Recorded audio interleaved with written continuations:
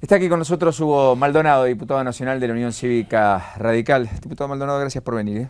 Muchísimas gracias a ustedes. Buen día. ¿Hoy va a estar en el debate sobre la ley de presupuesto? Sí, claro. Es imprescindible que frente al presupuesto que se va a debatir, la oposición exprese el porqué la negativa en el voto y cuáles son las diferencias y las divergencias que tenemos frente al planteo como proyecto y concretamente frente a los números que se están. Bueno, ayer estuvo una clase, digamos, en el anexo del Congreso dada por, entre comillas, clase Martín Lustó, demostrando las inconsistencias del presupuesto, etcétera. Un poco en esa línea va a estar orientado todo el cuestionamiento de la oposición. Da la impresión que los números de los supuestos macroeconómicos, sumado a las inconsistencias propias del presupuesto, van a gestar la oposición, ¿no? Así es. Primero, creemos que hay una diferencia conceptual respecto a lo que creemos nosotros es un presupuesto y respecto a lo que el kirchnerismo hace con el presupuesto. Debería ser el proyecto de lo que pretende invertir o gastar y lo que se proyecta de obra pública.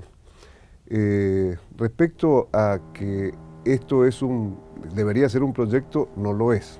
Este es un plan de gastos y nosotros creemos que debe estar incluido un plan de inversiones. Una diferencia conceptual importante. Y después, si vamos a los números, bueno, de muestra solo necesitamos un botón y la inflación demuestra que si la proyección es de un 15% para el año que viene y no nos dicen cómo se va a modificar del 40% de este año, bueno, hay un dibujo que trastoca todos los números además, ¿no? Los de recaudación, los de gastos. Totalmente. Y después diferencias respecto al gasto y la inversión. Digo, cuánto se va a gastar en seguridad y cuánto se ha proyectado para gastar en inteligencia del ejército. Digo, cuánto se le ha quitado a la SIDA y cuánto se le da a la inteligencia del ejército. Digo, ahí sí hay un proyecto que se lleva adelante. Milani primero designado jefe del ejército y ahora Milani con presupuesto para la inteligencia. ¿Cuánto aumenta el presupuesto de inteligencia según el presupuesto? Y aumenta considerablemente, más de un 27%. ¿Y el presupuesto en general de seguridad un 13%? Un 13%, sí. Que está, digamos, hecho el planteo en profundidad, porque no solamente responde al cuestionamiento que tenemos los sectores políticos respecto a la importancia del servicio, sino a la realidad que vivimos los argentinos y a la gran demanda que tienen los argentinos. Y es uno de los servicios que debería estar obligado el Estado Nacional de participar con las jurisdicciones a donde el problema es común y no está definido como un programa de gobierno, como una importancia para el gobierno y el cumplimiento de un servicio que debe dar el Estado. Digo, aquí diferencias conceptuales profundas. Y esto es lo que intentaremos discutir hoy, de todas maneras, sabiendo que no vamos a modificar. Tiene mayoría, va a tener media sanción y luego va a pasar el filtro del Senado. ¿Y ley de hidrocarburos que llegará en 15 días, que hoy se discute en el Senado? Bueno, ¿Cree que eso va a ser plausible alguna modificación o que lo mismo ocurrirá que el presupuesto? No. Esto también, aquí digamos, tenemos que plantear la diferencia que tiene que tener el próximo gobierno. Nosotros necesitamos concretar un federalismo de consenso. No hay una Argentina viable en desarrollo si no hay un federalismo de consenso. La ley de hidrocarburos va a avanzar porque han construido número gracias al apriete que ejerce el poder central sobre las provincias. Y hemos visto, porque fue público, el desarrollo de las secuencias de apriete de parte del Poder Ejecutivo Nacional hacia las provincias. Sí, fue sintomático que el martes de la semana pasada mientras empezaba la discusión en el Senado del proyecto de hidrocarburos, la presidenta por la tarde refinanciaba la deuda de provincias a las cuales había excluido 2 meses antes de esa refinanciación por no estar de acuerdo con la ley. Sin lugar a dudas, los pusieron manos en cogote, arrinconados para ver cómo se definía esta cuestión. Y ahí estaban involucrados hasta los propios, digamos, Martín Bussi en Chubut, Paco Pérez en Mendoza. Totalmente. Más allá de Beretilne, Cosapac, digamos, que son más bien díscolos. Entonces, esta es la cuestión que hay que discutir hacia adelante. Es imprescindible, si pensamos en una Argentina con posibilidades de desarrollo, un federalismo de consenso. Con lo cual, digamos, puede darse que el próximo gobierno invalide la ley de hidrocarburos que apruebe el Congreso este año. Claro, esto es lo que habla de un país no serio, que tengamos que hacer planteos de revisar todo en el próximo gobierno. Y esto es lo que tiene que comprender el kirchnerismo, que debemos consolidar un país serio, porque Argentina es viable. No es viable en términos de la lógica del kirchnerismo, y yo no quiero tampoco entrar en una lógica de un país díscolo, que tiene que prometer revisar todo. Digo, hay cosas que por el modo en que se llevan adelante las concreciones y las acciones de este gobierno, sin lugar a dudas, tienen que ser revisadas. La semana pasada, un código se discute no todos los años y no cada vez que cambia un gobierno. Nosotros nos retiramos y no participamos de este debate, aunque sí participamos de debates previos en todas las audiencias públicas. Yo particularmente tenía mucho deseo de fundamentar por qué nosotros teníamos que volver el artículo a donde consagrábamos el derecho al agua potable. No lo pude hacer. Lamentablemente ya he presentado un proyecto modificando el código que se aprobó la semana pasada. ¿Y usted cree que el próximo gobierno también va a revisar esa reforma que empieza a regir con el nuevo gobierno el 1 de enero del 2016? Mire, yo lo que le estoy diciendo es que ya empezamos a hacer leyes correctivas. Claro, yo ya presenté un proyecto correctivo del código que se termina de aprobar, tratando de consagrar el derecho al agua. Digo, un derecho humano elemental, no incluido en el código que se ha aprobado la semana pasada. Eso estaba y se sacó. Eso estaba en el proyecto que habían redactado los especialistas, y el Poder Ejecutivo lo eliminó antes de, ya cuando envió a Cámara al Poder Legislativo, lo eliminó. Hablando de esas revisiones, Massa dijo que la ley de abastecimiento va a ser derogada si fuera presidente. ¿Usted cree que si UNEN también llegase a la presidencia derogaría la ley de abastecimiento y en ese sentido la ley de hidrocarburos, etcétera? Sí, claro que sí. Hablemos primero de la de abastecimiento y después de la de hidrocarburos. La ley de abastecimiento sí tiene que ser totalmente revisada. Nosotros tenemos que volver a los institutos a donde la participación de los distintos actores consagre un concepto democrático donde pongamos la excelencia y la calidad de quienes cubran estos institutos, nos den garantías de consagrar derechos a usuarios y consumidores. No esta fórmula que concentra poder en el Poder Ejecutivo, permitiendo que una persona con criterios discrecionales defina a propósito de esto y yendo hacia atrás en todo lo que hemos avanzado respecto a derechos de usuarios y consumidores, como así también, bueno, vamos a dejar algunas cosas que creemos positivas. Digo, ¿cuál es el problema de discutir con el kirchnerismo determinados temas? A veces pone como título cosas con las que coincidimos,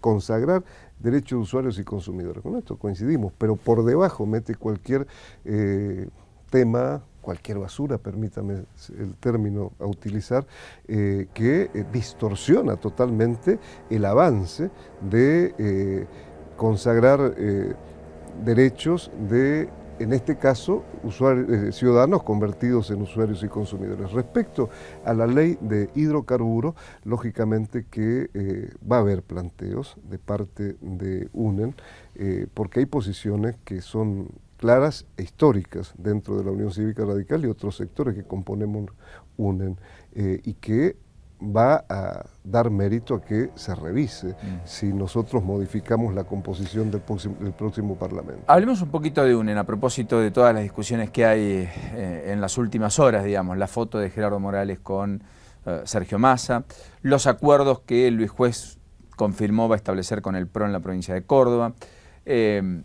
las proyecciones de un eventual acuerdo que albergue a Massa, a Macri y a UNEN en la provincia de La Rioja en pos de la candidatura de Julio Martínez, lo que sucede con Cano en la provincia de Tucumán, lo que ocurre con Eduardo Costa en la provincia de Santa Cruz, etcétera, donde allí efectivamente lo que quizás no se dé a nivel nacional se va a plasmar probablemente en la geografía provincial.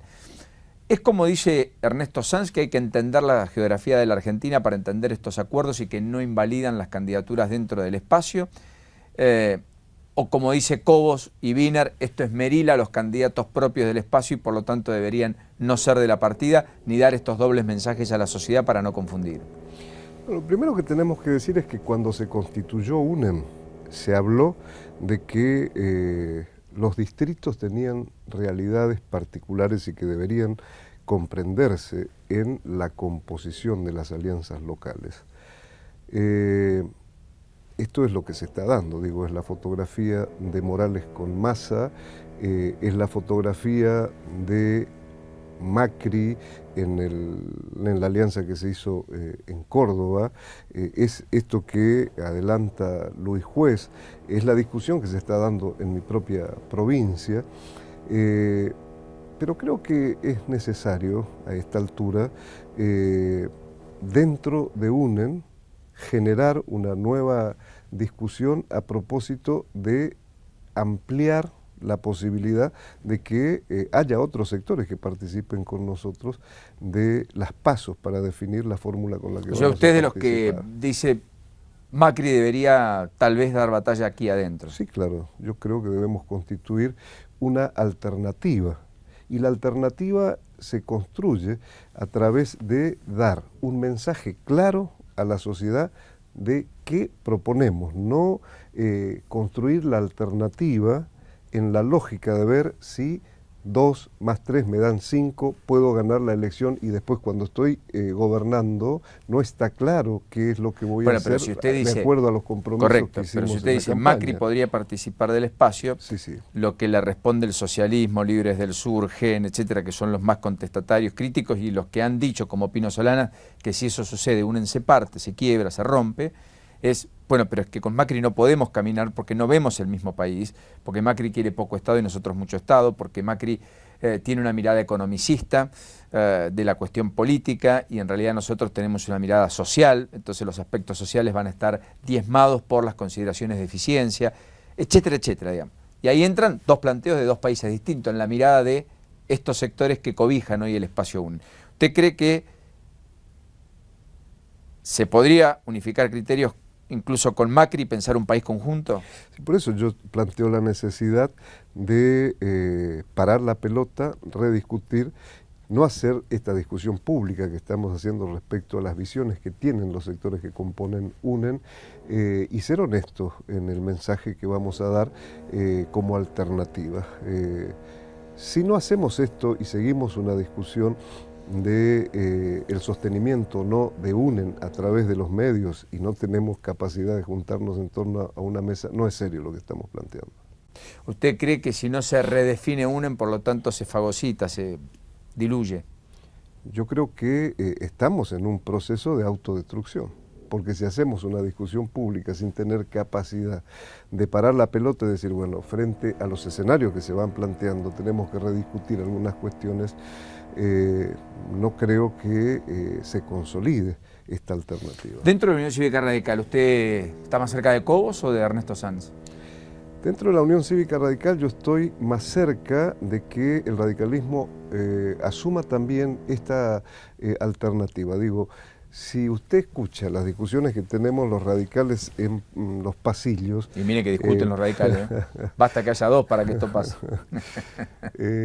Pareciera que estamos discutiendo en un partido que tiene alternativas de gobernar mañana a la mañana. Nosotros tenemos que discutir a propósito de la realidad de nuestro partido, que creo que no la queremos ver, y que estamos constituyéndonos en un club de gente que ve la alternativa de poder de acuerdo a su perspectiva personal. Nosotros somos un partido político y tenemos que tener una visión de conjunto. Si no tenemos una visión de conjunto, es lógico que las posibilidades sean cada vez menores para la Unión Cívica Radical. Entonces creo que también el radicalismo en su propio espacio tiene que tener una rediscusión de cómo posicionarnos y no tomar solamente esta alternativa que nos dan las pasos y decir, bueno, ahí están las alternativas. Nosotros tenemos que pensar como un partido nacional tenemos que darnos el tiempo de formular posibilidades de posicionarnos en UNEN, después de esta discusión, y lógicamente que, bueno, estamos de alguna manera dejando de lado esta alternativa y estamos en esa lógica de querer presentar desde la posición de dos candidatos que tiene el radicalismo visiones y pretensiones de posicionamientos que no van a dar. O sea, usted dice lo de Cobos y Sanz no conducen al gobierno, son opciones en todo caso electorales, no de poder, lo que hay que construir es una opción real de poder. Totalmente, yo creo que UNEN puede ser una alternativa de poder y creo que el radicalismo puede ser central en esta alternativa de poder si cambiamos algunas lógicas. Bueno, eso es una autocrítica muy fuerte la que está haciendo el partido, ¿no? Yo creo que la lógica de los partidos políticos a donde la construcción es colectiva tiene que tener el presupuesto de las autocríticas y yo asumo mi participación dentro de la Unión Cívica Radical desde esta posición. Ciertamente la última pregunta es, Massa quiere un vicerradical, Macri quiere un vicerradical, digamos. O sea, dos de los tres actores de la política hoy en la foto estática de hoy que mejor miden junto a Scioli están buscando un radical porque consideran que con eso dan el plus y el salto cualitativo para efectivamente llegar al poder. Esto es lo que no ven los radicales, esto es lo que no vemos los radicales, de que somos centrales en la lógica que analiza una construcción concreta de poder. Nos ven desde afuera, esto no vemos nosotros, ¿por qué no sentarnos nosotros a discutir cuál es el lugar que nos corresponde? Bien, y en ese sentido, ¿usted estaría más inclinado a Macri o más inclinado a Massa? Mire, es una pregunta difícil de responder. Yo estoy inclinado a construir un proyecto donde el federalismo sea real, donde la contención a los sectores sociales más vulnerables sea real, a construir un proyecto a donde la inversión sea parte de los presupuestos, a donde el desarrollo, y bueno, creo que está un poco más claro definir esto dentro de UNEN y dentro de UNEN la posibilidad de que participen estos sectores. O sea, ¿usted no descarta que Massa pueda ser parte de la interna o que Macri pueda ser parte de la interna? Yo auspicio a que se abra UNEN, a que estos sectores también participen y tengamos, después de una discusión, una propuesta alternativa frente al kirchnerismo. Gracias, Maldonado, por este ratito aquí en la mañana. Muchas gracias, doctor. Muy gentil, hasta la próxima. Gracias. Ahí estaba el diputado nacional Hugo Maldonado con nosotros.